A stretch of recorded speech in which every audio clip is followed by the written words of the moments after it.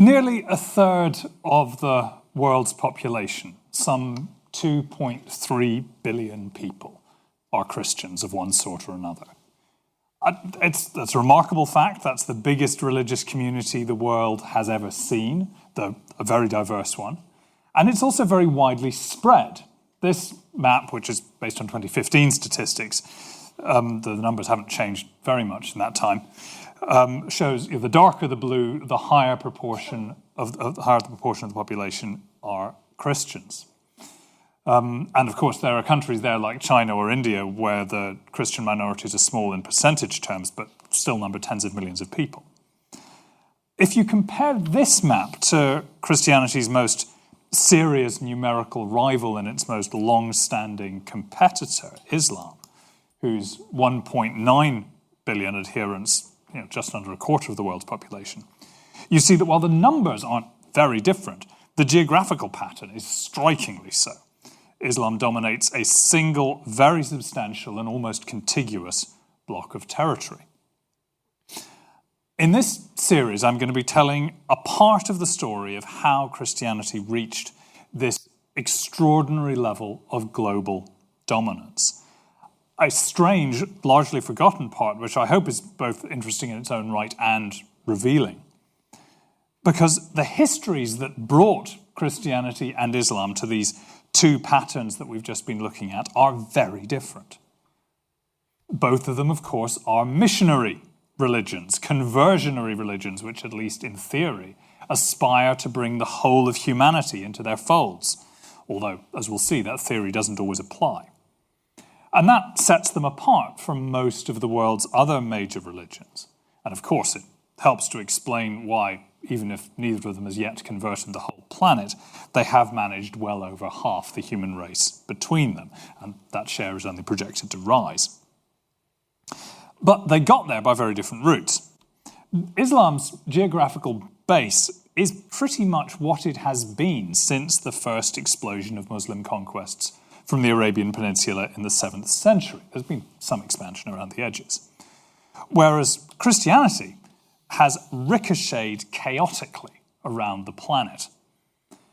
It began, of course, as a Middle Eastern religion. In the 3rd century, its heartland was in Western Asia, but its chief vector was the Roman Empire. So by the early 5th century, the spread of Christianity looks pretty similar to that empire's boundaries. But then the sudden emergence of Islam in the 7th century overturns most of that historic Christian center, and it becomes confined to the north and the west. It becomes, by default, a European religion with minorities scattered elsewhere. And so now the known world seemed to be Islam's for the taking. The Christians bottled up in one corner with limited horizons. Maps like the famous Mappa Mundi show how tight those horizons are. I mean, despite its title, it only shows a small portion of the world. This map is easier for us to read if we flip it round so that north is at the top, the way we're familiar with. So you can see the Mediterranean, the black bit snaking around in the middle, a squashed Britain and Ireland up in the northwestern corner, and in the southeast, the Red Sea, a body about which the monks knew only one substantial thing, being, of course, its colour. But then, in the 15th century, European Christians began to go the only way that they could, out into the Atlantic, feeling their way down the African coast, out to minor islands like the Canaries, the Azores, leading to a sudden pair of breakthroughs in the 1490s. The Portuguese circumnavigated Africa for the first time since the Phoenicians had done it in the 6th century BC, if you believe that story, which I must say I do. And, of course, this Italian captain, mixing brilliant seamanship with crackpot geographical theories, managed the first crossing of the open Atlantic ever, and established a viable sea route to continents whose existence no educated European had suspected. And of course, we know how the story plays out. South and Central America quickly fell to the armies and the pathogens of the Spanish and the Portuguese. and Christianity was taken to the New World far more comprehensively and brutally than the Arab armies had ever been when they took Islam to Christianity's ancient heartlands.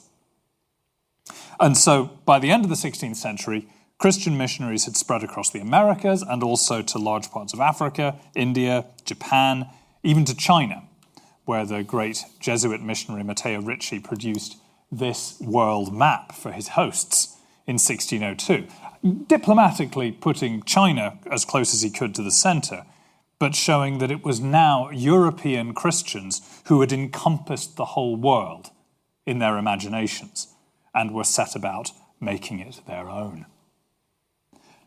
But here's the oddity about this first great wave of Christian globalization. Only a generation after those first transcontinental voyages by Christian mariners, Christianity's European heartland was struck by a schism. The Latin church, which looked to the Pope in Rome, was riven by a theological controversy which erupted in a small German university in 1517. And by mid-century, Christian Europe had split, with a third or more of the population attached to the one of the so-called Protestant churches, which rejected the Pope and many of the doctrines and practices of Latin Christendom. The remainder held fast to what we can now meaningfully start to call Catholicism. Now, these Protestant churches were nothing if not energetic.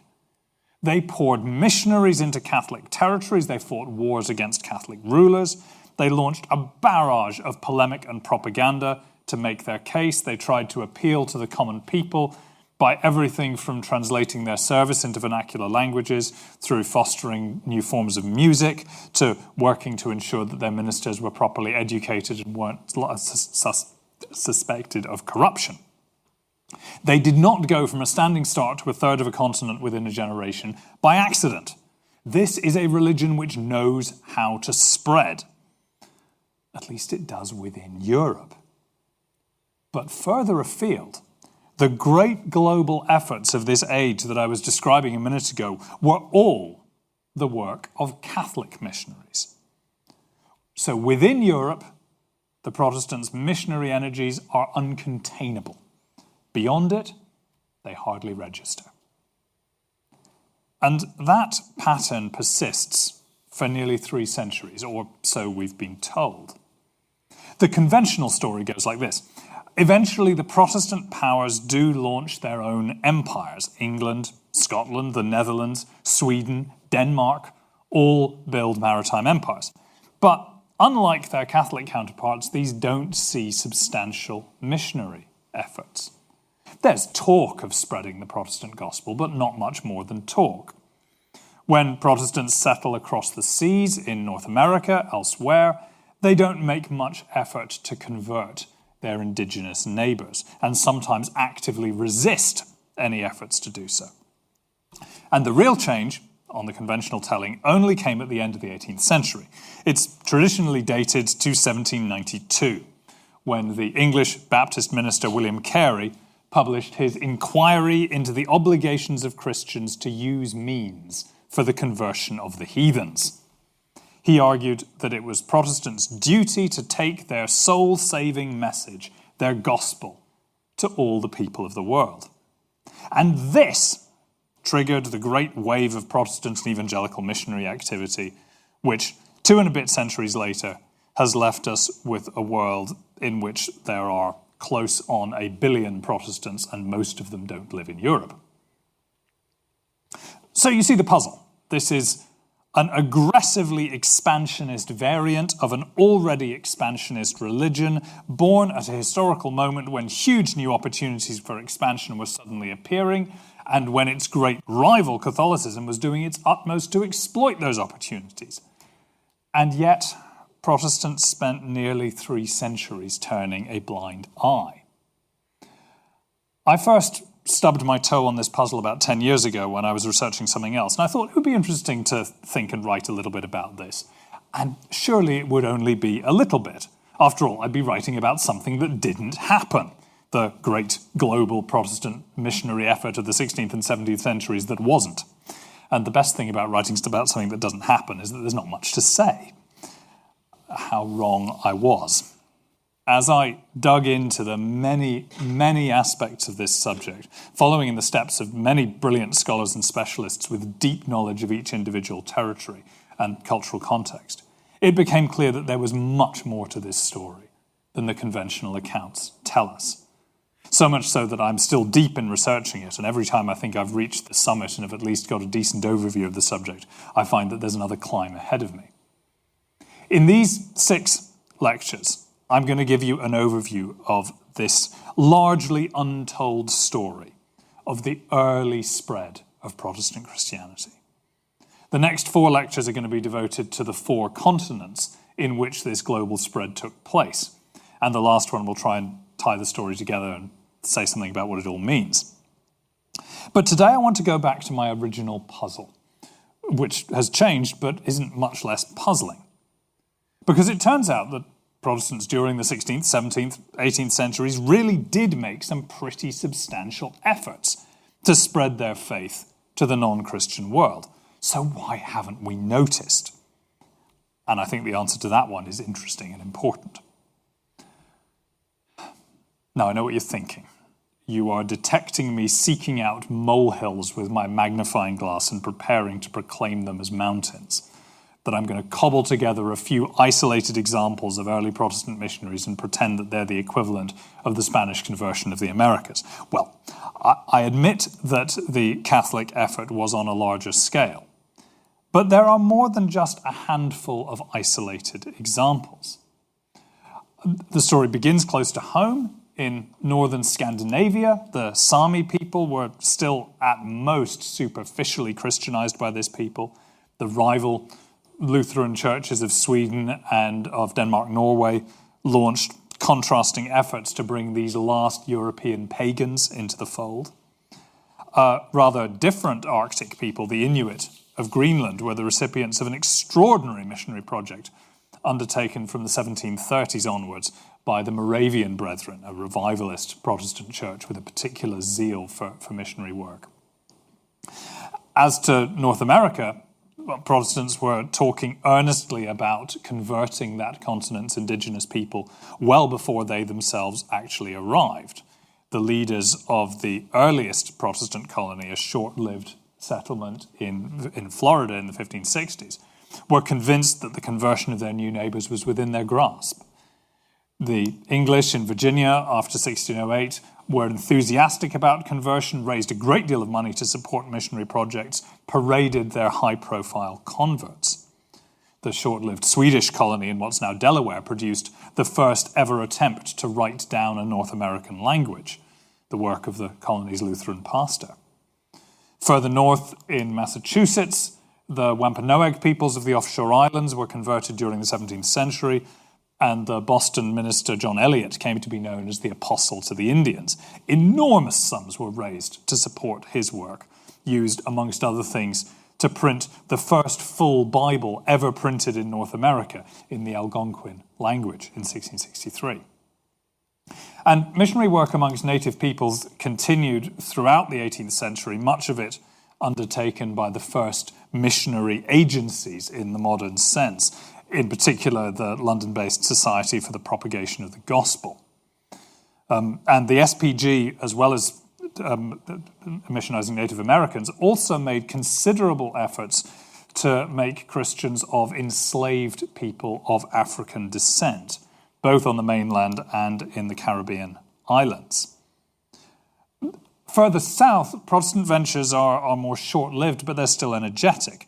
The disastrous Scottish colony established in Panama in 1699 was serious about its missionary intentions. The more substantial British presence on the Mosquito Coast in modern Nicaragua also includes a significant missionary element. The boldest venture in this region was the work of the Dutch, whose West India Company conquered and ruled a large chunk of Brazil between the 1620s and 50s, and they poured resources into efforts to win their most important indigenous allies, the Tupi people, over to Protestantism. But Dutch ambitions go further than Brazil. They made missionary attempts during their short-lived conquest of Angola, and also during a pair of doomed quixotic attempts to colonize Chile and Peru, attempts based on the hope that they might make a religious alliance with the indigenous people in order to liberate them from the oppression of the Spanish. And the Dutch are joined by the English and the Danish in establishing footholds on the southern coast of West Africa in the 18th century. And there is some modest missionary work attempted there too, not least through 2 African converts who were ordained and then returned to their homelands as Protestant missionaries. Further south, the Dutch way station established at the Cape of Good Hope from 1652 also saw a series of optimistic efforts to convert indigenous peoples. But the most important Dutch missionary efforts were further east, on the island of Sri Lanka, most of which was under Dutch rule from the 1650s to the 1790s. A comprehensive system of Christian churches and education was established. An even more ambitious version of this was attempted on the island of Taiwan, part of which the Dutch ruled between the 1620s and 60s. And in many of the islands of the eastern Indonesian archipelago, the Dutch poured in efforts to build Protestantism. But the Asian story isn't entirely about the Dutch.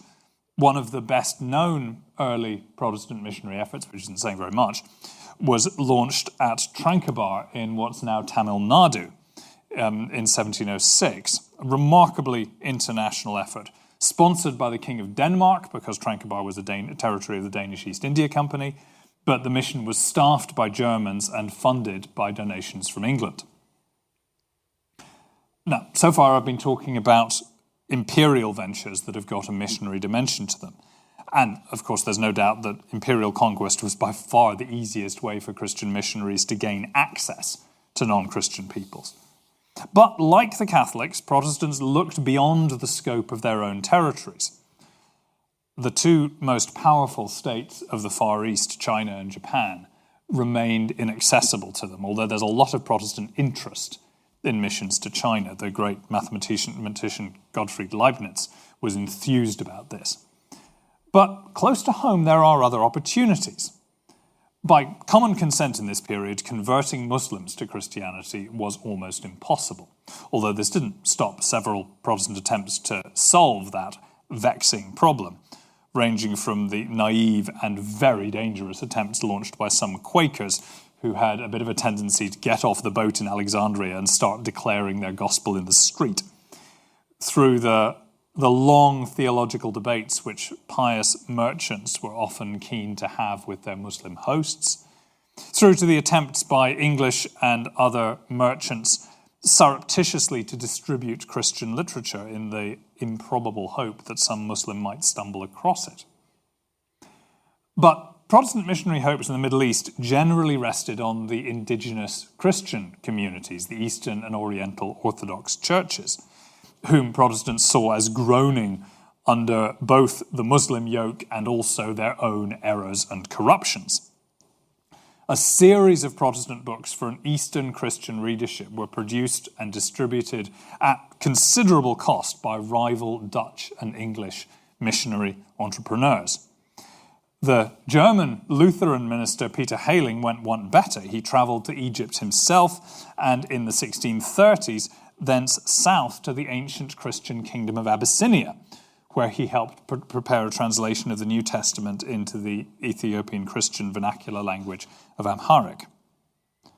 A common thread holding together all of these Protestant projects in and near the Islamic world was the hope that the way to convert Muslims was through reviving and energizing the region's ancient Christian communities. It was assumed they'd be better placed to win over their Muslim neighbours than would European outsiders. So these are some of the main elements of the stories I'll be telling in these lectures. This isn't everything, but it's enough to be going on with. So why hasn't this story been told? Why have we so long thought that early Protestants weren't really doing this? There are some humdrum reasons which don't really need to detain us. It's clear that the pace of Protestant missions does pick up in the 19th century. In contrast, the earlier effort looks underwhelming.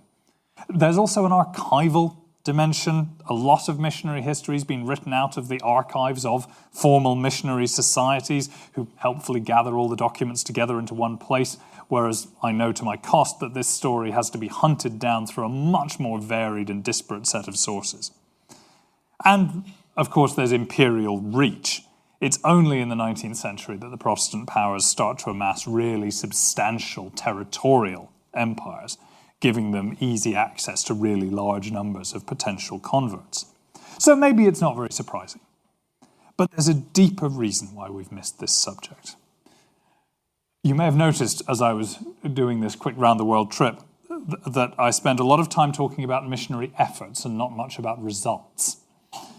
Because the inescapable truth about Protestant missionary projects in this early period, before the late 18th century, is that they are distinguished by their lack of success. There's variation. There are projects which were dead on arrival, like the attempt to spread Protestantism in the Ottoman Empire by circulating expensively printed books there. There are the ones which never have the time to get off the ground, where there are short-lived colonial ventures like the Swedish in Delaware or the Scots in Panama or the Dutch in Angola. There are ones which show promise for a while and then fizzle out for one reason or another. That's one of the most common patterns. And there are a handful which actually seem to show some promise and build a small community over time. For example, the British mission to the Mohawks in the colony of New York, or the slow church-building project in Dutch Sri Lanka, or the contrasting transnational mission to Tamil Nadu, or various missions to enslaved peoples in North America and the Caribbean, eventually.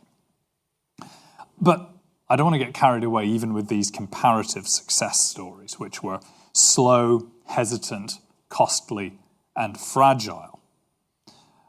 When you read earnest attempts by Protestant mission promoters during these centuries, trying to drum up enthusiasm for whatever their next project might be, it is hard not to hear the cheerfully defensive tones of someone who is engaged in the triumph of hope over experience. John Sargent was a New Englander keen to press his new scheme for mission to the Native Americans in the 1740s. And he wrote, "It's well known that virtue and piety make but a slow progress amongst them in the methods that have hitherto been used to promote these ends."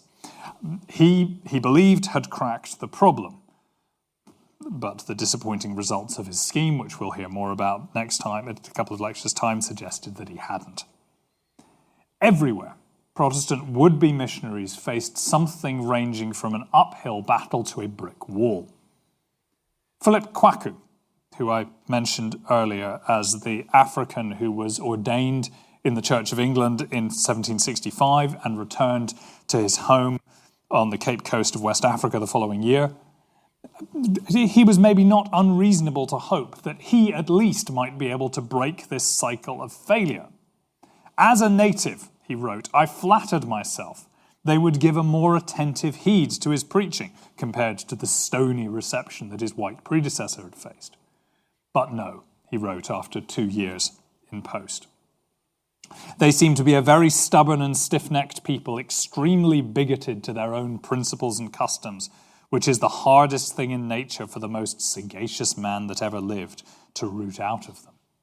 These are his own relatives he's talking about. 12 years later, he was, if anything, more despondent, writing that I am much of opinion that something more than a human effort must work that effectual cure of their bigotry and superstition, for which he still hoped and prayed. He remained in post for 50 increasingly bitter years. William Carey, the Baptist who supposedly founded Protestant missions with his 1792 pamphlet, was famously confronted by an older Baptist preacher who told him that when God wanted to convert the heathen, he would do it himself, without needing to call on any busybody do-gooders. That comment's been much derided as a prime example of self-satisfied obscurantism. Given the last 200 years of experience, the 200 years before that, it was just common sense. Converting the heathen to Protestantism had been tried, and the rate of success had been at best meagre. Now, we know, from our perspective, that Protestant Christianity absolutely can leap across cultural and language barriers and win converts. It has spent much of the last 200 years doing so. But expecting that in the late 18th century took a pretty heroic act of faith. So why were these early efforts so unsuccessful? I think this is the really important question. Because looking into this shows us that what early Protestants thought about these issues, about how they should relate to the rest of the world, and that they did so in ways that are fundamentally different from what we might expect, but with consequences that are still with us. I said at the start that Christianity is a missionary religion with the ambition to convert the whole world. It's more or less true. But in this period, for these people, the story is more complicated than that. The very principle was contested. A lot of these debates came to turn around one iconic verse of the Bible. At the very end of Matthew's Gospel, when the risen Jesus tells the apostles, immediately before his ascension, "Go ye therefore and teach all nations, baptizing them in the name of the Father, of the Son, and of the Holy Ghost." This command was and remains the key proof text for the missionary enterprise. It's the centerpiece of Carey's book. But earlier Protestants were not at all agreed on what it meant. For many of them, especially the Lutheran churches of Germany, this was a command that Jesus had given to the apostles themselves, to those individuals, and it was limited to that handful of first century men. And they cited statements in some of the early church fathers who said that the apostles had preached the gospel to the whole world, and they argued that that meant exactly what it said. The great 17th century Lutheran Johann Gerhard argued that the apostle Thomas had travelled not only to India, as long-standing and not entirely implausible tradition holds, but had then gone further east, across Asia, and ultimately to America, which he argued was the same place as Plato's Atlantis, and was therefore known to the ancients. This may seem a bit far-fetched. By the 100 years later, it was being widely questioned, but plenty of scholars still defended it.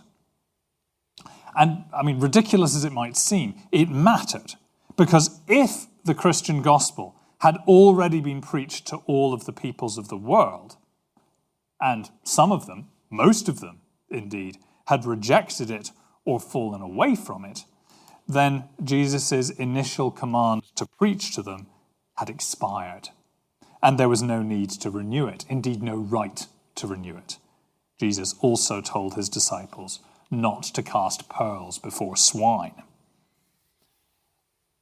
Maybe this sounds perverse and self-serving, an over-clever way of reaching a conclusion plainly opposed to centuries-long Christian practice. Well, fair enough. But if so, why? To some extent, it reflects the fragile political situation in 17th century Germany, in the age of the 30 Years' War and its aftermath. That definitive Lutheran ruling that missions to the heathen were illegitimate comes only 3 years after the end of the war. The Treaty of 1648 that tries to establish religious peace in Germany forbids cross-border attempts at conversion by either Protestants or Catholics. And the Protestants, who with very good reason feel themselves to be on the back foot against resurgent counter-Reformation Catholicism, see this rule as a vital defensive line. Missionary ventures overseas weren't exactly banned by the treaty, but they're not really in keeping with its spirit. They look like destabilizing radicalism. And there's a more principled side to this as well. The disparity between the huge, apparently successful and energetically publicized Catholic missionary effort and its much less dramatic Protestant counterpart was already obvious, and Catholic polemicists seized on it triumphantly. They argued that a true Christian church spreads the gospel and wins converts. We're doing it, the Protestants aren't, so who's the true church? It's a painfully powerful argument. Many Protestants took it to heart, some berating themselves and each other for their shortcomings. But many others, including these Lutheran mission skeptics I'm talking about, turned the argument around. They said, let's look at these great missionary achievements the Catholics keep boasting of. Are they really what they're cracked up to be? It wasn't hard to mount a critique. It wasn't just that Catholics tended to favour breadth over depth of conversions, often being content with bare conformity to Christian sacraments and outward forms. Given that for Catholics the sacraments themselves have got real intrinsic power to save souls, that approach made some sense. And it was the pattern which Catholic missionaries had followed with the pagan peoples of Europe for many centuries. More to the point was the violence and cruelty which accompanied Catholic missions, in which conversion was sometimes enforced at gunpoint, and in which people who had converted in this way suddenly found themselves therefore subject to the Inquisition. The brutality, especially of the Spanish conquest of the Americas, didn't really need to be exaggerated, but Protestants exaggerated it anyway. Citing especially the work of the Spanish bishop Bartolomé das Casas, who was a passionate 16th century critic of conquistador brutality, Protestants argued that this kind of thing discredited the entire missionary project. Gerhard argued that the cruelties of the Spanish weren't converting Native Americans, they were alienating them from Christianity. And as well as missionary cruelty, these folks are quick to criticize missionary arrogance. I do not mean that they are modern cultural relativists who think that every religion has its own truth. They're very clear that Christianity, and indeed one form of it, is the universal and absolute truth. But they are very skeptical of anyone who sets himself up as a preacher of that truth, who comes up with clever schemes to preempt what ought to be God's work, who believe that they can get off a boat and with a few words convince people who'd been sunk in barbarism for 1,000 years to abandon their time-honoured rites and embrace a new faith. They argued that the conversion of the heathen would take a miracle, and miracles are God's business. Who do you think you are? The saviour of the world? Drop that Messiah complex. Remember that you are a small Christian in a big world. Serve God in the place that he's actually put you by his providence, and be grateful. Now, as I've been saying, the extreme version of this position, the one that turns its back on missions of any kind, is a long way from majority opinion, especially amongst the maritime Protestant powers who are actually coming up against non-Christian peoples. But those who are in favour of missions have many of the same concerns. If there is one claim that Protestant settlers in the Americas make more often than any other, from the very earliest times onwards, it is that they are not like the wicked Spanish. They're not going to conquer the native peoples, they say. They're going to treat them fairly and trade with them equally. In particular, they're not going to impose Christianity on them. Instead, and this is the word they use the whole time, they are going to allure them to the true faith.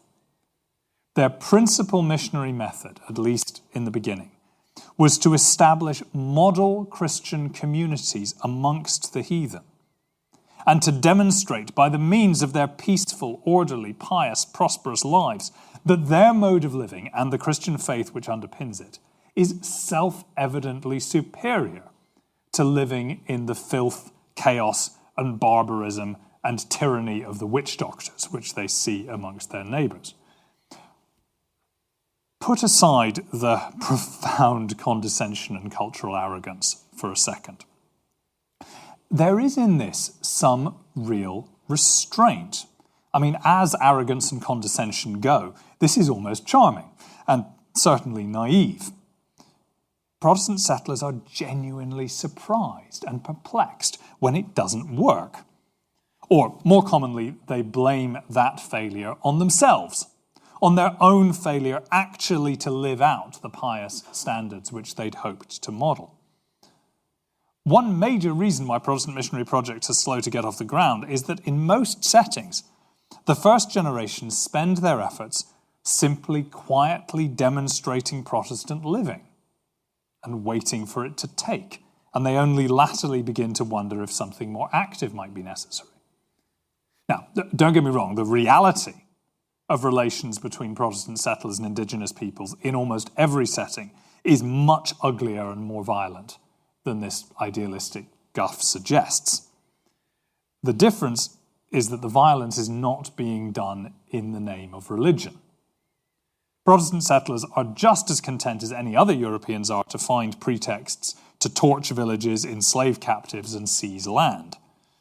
But their pretexts are almost never connected to converting them. Behind all of this lurks a question which is worth talking about directly, and this is the issue of race.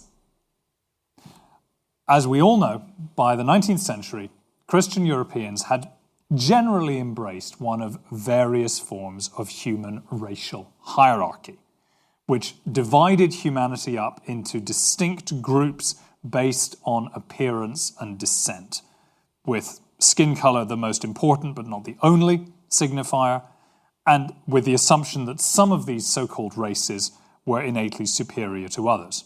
Superiority chiefly being measured in intellect and morals, but sometimes in other ways too.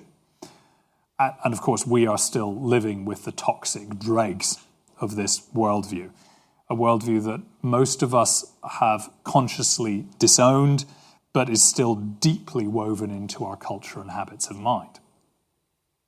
As such, it is quite difficult for us to get our heads around the fact that 16th and 17th century Europeans really did not see the world and its people in that way. Of course, they're aware of ethnic differences, they're very interested in them. But the overwhelming consensus of all thinking people, and especially of anyone whose thought is shaped by Christianity, is that those differences are superficial and malleable. They generally believe that the earth is less than 6,000 years old, that all humanity is directly descended from Adam and Eve, and indeed more recently from Noah and his sons. Plainly, whatever differences they've managed to acquire during that time could only be skin deep. Physiological differences between different human populations weren't taken to signify much, except that God in his mercy had shaped people to fit their environment. It was usually assumed that those differences in themselves were trivial, that anyone who moved to a different environment might soon assume the same traits, or at least their descendants would.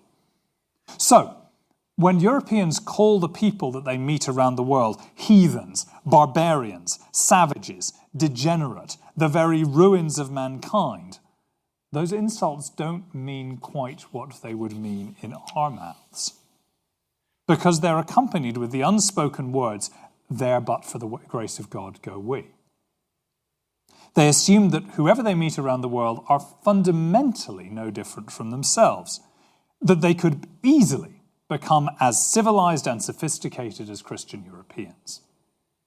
The Moravian Brethren, one of the most enthusiastically missionary Protestant sects, openly celebrate the multi-ethnic nature of their converts, from Greenland through the Caribbean to South Africa and beyond. This famous painting from the 1740s is their vision of the kingdom of God. It seems almost churlish to point out that in the midst of all this exuberant multiculturalism, their Jesus is still white. But this assumption that barbarism could be thrown off like a cloak also has its opposite. Civilization, too, is only skin deep. Christian Europeans who fell in with indigenous people could degenerate fast. I'm not saying that they weren't prejudiced. Obviously they were. But the nature of their prejudices was different from ours. Racism, in the sense that we know it, isn't something that they brought to their encounter with alien peoples. Although, as we'll see in the following lectures, it's something that they develop through that encounter. Often when their naive expectations of how easy it would be to remold these people in their own image were disappointed. If there's a key distinction that they used to interpret the world and its people, it was not white versus black. It was not even Christian versus non-Christian. It was civilized versus heathen. As my Durham colleague Patrick McGee has pointed out, heathen and its equivalent words in other Germanic languages is a loaded term. It's linked to the word heath, to notions of wilderness. Heathen people are wild people, whereas the civilized are the civis, citizens, people of the city. What do you do with a wild, barren heath? You cultivate it, you tame it, you tend it, you make it fruitful, you turn it from a tangle of thorns into a garden. That's what the early Protestants who met non-Christian peoples thought they were trying to do. I've been using the word missionary, which is a term that they used, but it's not their preferred one. It comes from the Latin mittere, to send. It implies a hierarchy in which a church charges certain specialists with a particular task. A lot of Protestants feel that's a bit too Catholic for comfort. They preferred another term, which Catholics also used, to be fair, the propagation of the faith. And that's, of course, a horticultural metaphor. New churches were to be planted. The seeds of the faith were to be sown in heathen hearts. They're to be watered with tender care. And that process is, by definition, a slow, an organic one. You can't simply roll out the astroturf. It happens at its own pace. It calls for patience, for an understanding of local conditions, a recognition that the real miracle of growth isn't something which any human missionary or propagator can perform him or herself. One plants, another waters, but God gives the growth. It may lack the spectacle and speed of the mass conversions of the Spanish Empire, but unlike them, at least the theory was, it had deep roots, which makes it all sound very cuddly. But those of you who are gardeners will know that gardening is a violent business, at least from the perspective of the plants and of the land. Indeed, it is genocidal. Weeds are rooted up, unruly growth is vigorously pruned, soil is cleared and harrowed. Propagating the faith to new lands can be done in two ways. The preferable one is to cultivate the native plants, to train, to civilize them. But if that turns out to be impossible, or just more laborious than is worthwhile, if you've scratched yourself on their thorns one time too many, there's a perfectly viable alternative, which is just to root them up and burn them and replace them with imported varieties which you knew could be trusted to grow reasonably straight and true. The new land would be cultivated and claimed for God's church either way. Maybe that's not what mission, what preaching the gospel to all nations might mean to modern sensibilities. But again, there are deep underlying assumptions here that we do not share. Part of what made William Carey's call for missionary activism controversial was his assertion that the time to act was now. His confidence, optimism in the face of long experience, that winning converts would be possible. And that was because, in common with most Christian missionaries in any age, he fitted his ambition to spread the gospel into his theory of history, his hopes and expectations for the future. He thought, partly based on the spread of European empires, that it was time to act. And some Protestants in earlier centuries had agreed with him. They read the signs of the times, and they concluded, the way people tend to conclude, that they themselves stood at the critical moment in God's plan for history. Maybe all previous efforts to win converts had failed, but they remembered God's words to the prophet Isaiah, "Behold, I shall do a new thing." Others took a different view. Those Lutheran opponents of missionizing didn't intend to leave the heathen in their blindness as they saw it for all eternity. They simply thought that God had laid down a sequence. First would come the great cosmic battle with Antichrist. Then, at the crux of that battle, prophecy told them to expect the conversion en masse of the Jews to Christianity. Only then, at the end of time, would the harvest of the heathen be reaped. On this view, trying to convert the heathen wasn't fundamentally wrong. It was just premature, and therefore as doomed as trying to plant a new garden in midwinter. And even for those who do favour missionary efforts, That's only as part of their bigger apocalyptic expectations. And above all, again, that means that great battle with Antichrist. And since we're talking about Protestants, Antichrist means the Church of Rome, the whore of Babylon, the synagogue of Satan. The central mission of a Protestant church, they felt, was to confront that great cosmic evil, as they were convinced it was. Trying to convert the heathen might or might not be one area of that battle. There's been a lively discussion amongst scholars about the Dutch commercial empire of the 17th century, which spanned the Atlantic and the Indian Oceans. Was it a solely commercial entity, or was its religious dimension genuinely important? But that alternative is misleading. The commercial mission of the Dutch Empire was, at bottom, a religious mission. It was a means of waging economic war against Spain and Portugal, to break those great empires of the Popish Antichrist and liberate their oppressed subjects by trading with them freely and offering them the true gospel rather than seeing them enslaved to brutality and false religion. And if the Dutch state had found a way to wage that war, which also happened to pay for itself along the way, well, that simply proved to them that their struggle was favoured by God. I hope I've by now persuaded you of one thing at least, which is that these arguments and preoccupations don't fit neatly into our modern categories.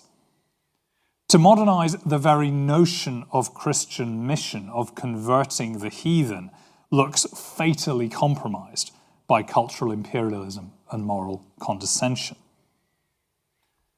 But, which is worse, the person who does the best according to their own lights to bring a better way of life to people who are in need, or the person who ignores them or who conquers and commodifies them? Or the person who chooses not to act because the right moment in history has not yet come? Should we praise those who took onto themselves responsibility for alien peoples, or should we join with those who condemn them for asserting that they had a right to do so? Are these people admirable for their blindness to our modern category of race, or are they contemptible for their own cultural arrogance? Is the notion of cultivating the wilderness gentle, or is it sinister? Is the Moravian vision of the first fruits splendidly inclusive, or is it crassly homogenizing? I don't want to pretend that we can ignore these kinds of questions. They touch on too many neuralgic points of our own public morals. What I hope to do in these lectures is to chart a path through the subject that doesn't simply give in to our modern categories. If you are looking for things to praise or to condemn in this subject, you are going to find plenty of both, and in the way of things, rather more to condemn. But both praise and condemnation are basically about making us feel good. And that's not really what I'm trying to do here. These people, encountering a much wider world for the first time, thought about it in ways that are deeply unfamiliar to us. They didn't know that they were part of the early history of Protestant missions. If anything, they thought of themselves as being at the end of time, as a continuation of the Protestant Reformation into one last theatre. As we follow their adventures around the world in the rest of these lectures, I don't expect you to like them, but I hope it's worth the effort to understand them and the world that they bequeath to us. Thank you.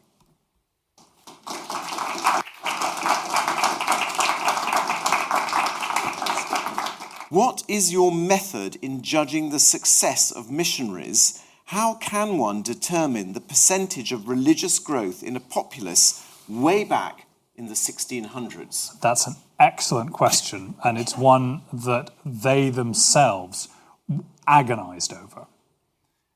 For Protestants particularly, this is a really deep and profound problem, because for Catholics it's a little bit more straightforward, because they will often, and it makes sense within a Catholic theological framework to do this, measure conversion by conformity to outward rites. So, a number of people baptized and communicants attending Mass, so forth. For Protestants who insist that conversion is something profound and inward, it's difficult enough to judge that within their own cultural context, never mind when you're looking across the profound barriers of culture. And so they start looking for various proxies by which to measure conversion.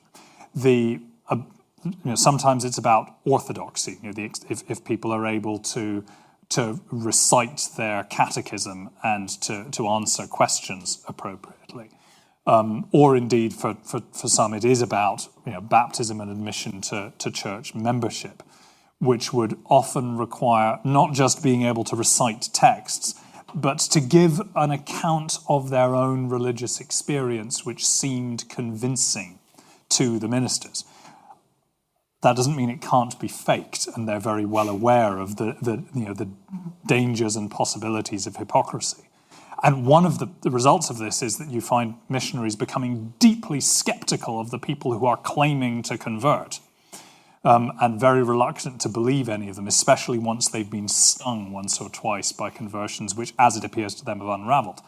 They also look at changes in moral behavior, especially if there are differences in cultural norms. So in particular, embracing Christian marriage practices is seen as a real and serious marker of Christianization. But also, and I mean, this is maybe one of the most important proxies that they use, they talk about civilization, and that one needs to be civilized in order to become Christianized. You see this in particular with the native peoples of the Americas. The insistence is, they've got to learn to live in settled agricultural communities, no more of being pastoral itinerants, moving around. They need to live in settled communities with church buildings, to be living a European style of life. And indeed, until they do that and can be sending their children to school regularly, it's impossible to Christianize them. So this is a deep problem which they are wrestling with, and their inability to come up with a particularly good answer to that is I think it's going to be one of the factors that we'll be seeing playing out in a lot of these different settings. It certainly means that they pursue depth of conversion over breadth. And so when you see some of them, writing home from a vast continent, saying proudly, I've now got, I've baptized 30 people, and 4 of them have now been admitted to communion in my church. And for them, that's a big deal, even if it's taken them sometimes many years to get to that point. Thank you very much, Professor Ryrie.